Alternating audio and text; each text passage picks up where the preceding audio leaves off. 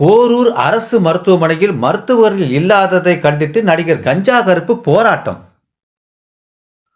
போரூரில் அரசு மருத்துவமனையில் மருத்துவர்கள் இல்லாததை கண்டித்து நோயாளிகளுடன் நடிகர் கஞ்சா கருப்பு போராட்டத்தில் ஈடுபட்டது பரபரப்பை ஏற்படுத்தியது. சென்னை போரூர் அடுத்த சின்ன போரூர் பகுதியில் சென்னை மாநகராட்சி நகர்ப்புற சமுதாய நல மருத்துவமனை செயல்பட்டு வருகிறது. நேற்று காலை 7 மணி அளவில் புறநோயாளிகள் ஓபி சீட்டு வாங்கிய ஏராளமான நோயாளிகள் மருத்துவரை பார்க்க காத்திருந்தனர்.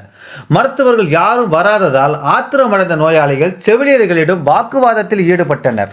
கால்வலிக்கு சிகிச்சைக்கு வந்த நடிகர் கஞ்சா கருப்பும் வாக்குவாதத்தில் ஈடுபட்டு போராட்டத்தில் ஈடுபட்டார். இதனால் மருத்துவமனையில் பரபரப்பு ஏற்பட்டது.